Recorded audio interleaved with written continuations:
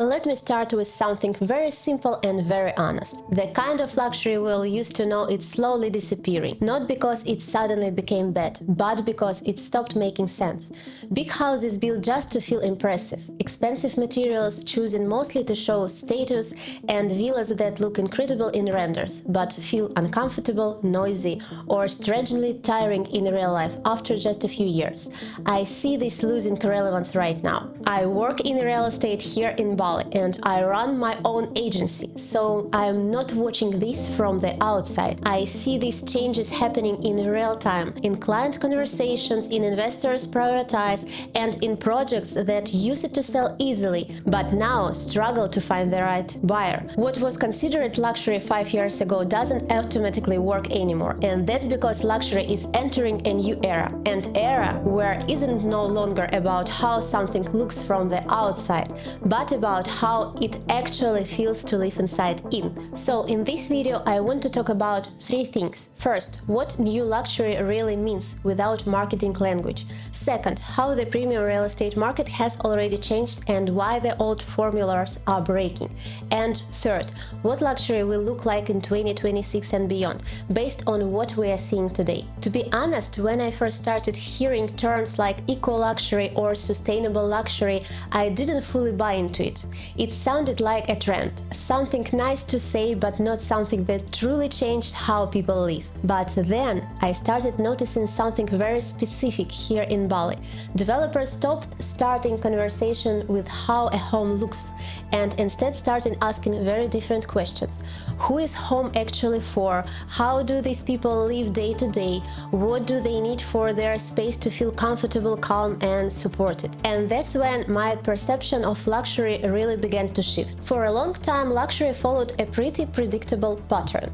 You start with expensive materials, then you add bold design, and after that you try to justify why this product is premium. That model doesn't really work anymore. New luxury doesn't start with architecture. It doesn't start with design trends either. It starts with the person, with how they move through space, how they sleep, how they work, how they recover, and how much effort their home requires from them on a daily basis.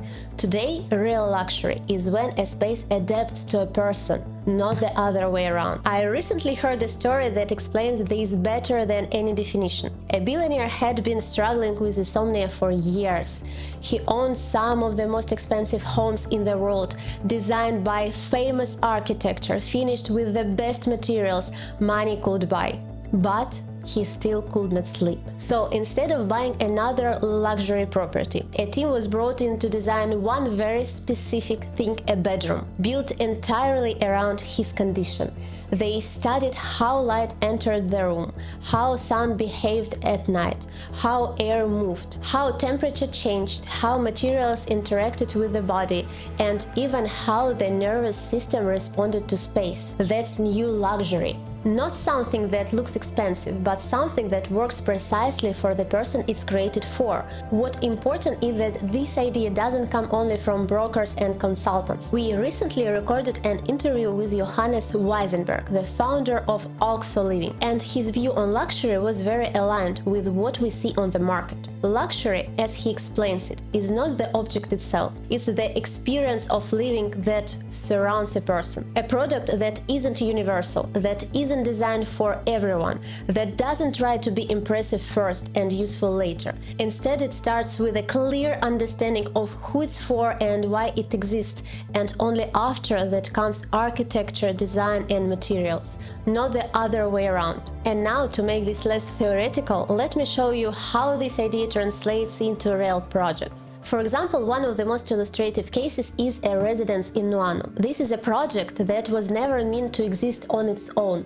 It was designed as part of a larger environment. Architecture here doesn't dominate the landscape. It blends into nature, works with light, air, greenery, and everyday life.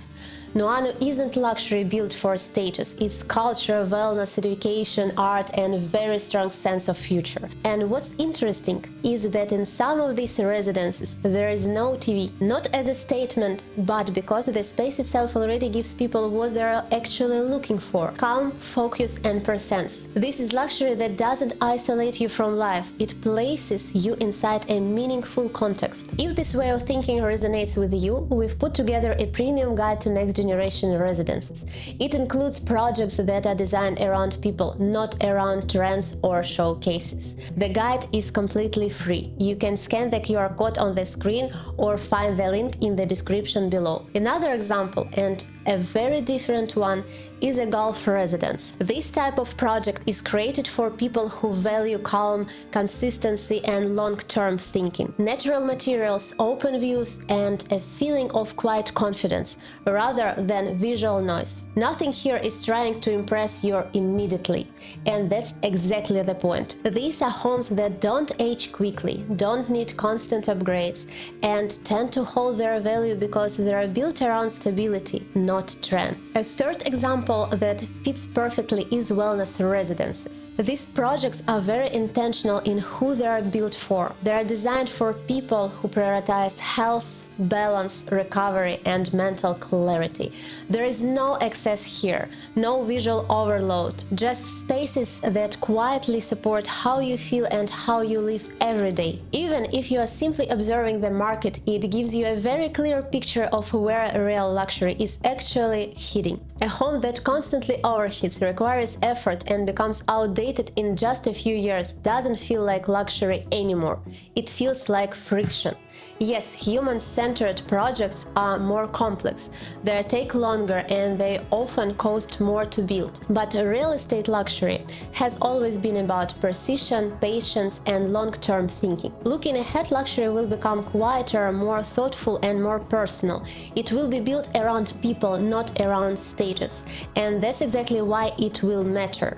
New luxury isn't really about sustainability or price. It's about living in a space that understands you, and maybe that's the highest level of luxury we can reach: a home that works with you, not against you.